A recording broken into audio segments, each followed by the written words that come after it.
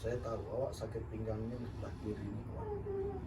Ya, selalu sakit pinggang nggak sebelah kiri ya? Ah. Iyalah sebelah iyalah. kiri. Aduh. Sakit lah. Jadi saya kena dia kata tak sakit. Abang ada ngadi kan tahu. Tahu lah dia. Jadi kampung ni macam dia orang sakit. Tahu lah rasa lah. Nah, ini tak apa-apa. Kalau abang memang sakit betul. Hilang senawanya. Itu Kan? Terus ringan badan kan? Perut pun ringan. Sedap seberiwi. Dada pun sedap. lapang je lapang. Lapang gitu je lah. Abang kat luar mama yang mau bekal. Abang tak nak makan kat luar tu lama-lama kat luar sekarang. Betul lah, baik bekal lah. Lagi selamat, lagi sihat. Walaupun bubu dengan apa sayur bening pun. Ya, tak kisah. Ada paku ya? Alamak.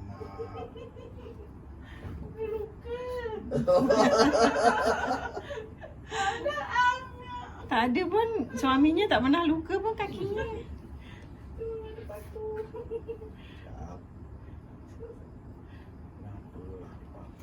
Tahu ni kalau kita pecah ada paku kekekel. Jadi dia ngajukan saya abang ya tahu dah tahu je. Ada pelan aja ya. Hari Sabtu Ahad cuti. Macam kena kerja. Ya, biasanya Macam okey dia dah buka rumah kedai. Saya kadang-kadang kalau tak bawa dia pelabur, saya kena turun dekat site, jaga site. Oh. Ni dia baru bikin rumah kedai kat Kulai. Jadi hari-hari saya berulang alik Kulai item lah. Tak apalah, cuma 1 jam lebih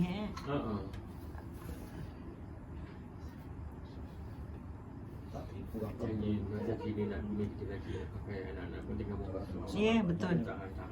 Mudah-mudahan sihat lah. banyak ya. Dia pun apa dengan bayar rumahnya. Iyalah. Macam-macam komitmen lah. Ya. Sebab tu kena sihat ya. Itulah. Takut juga saya cakap dengan orang. Dari minggu depan ke mau buat suri je. Mbak Sucu sakit. Nanti. Jadi pagi jadi kat hitam ke dekat Kulai, jadi pun dekat Maaf pergi jauh dekat badannya dia rasa macam Pelan sikit. Gini ya, Bu? Saya duduk bangun.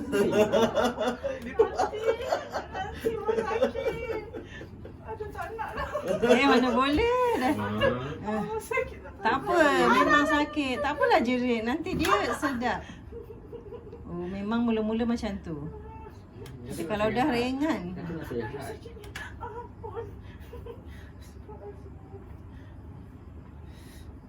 Macam tengok macam okey je. Dia pun macam mana juga ni. Oh, dia macam mana juga? Insulin juga. Oh. Insulin juga. Astagfirullah. Jadi sekarang masih rasa pedas je. Kau. Tangan.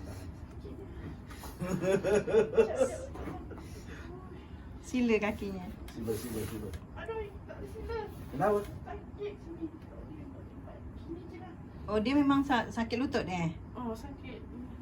Punggung sini sakit. Sini. Sampai nanti kita betulkan. Apa ni?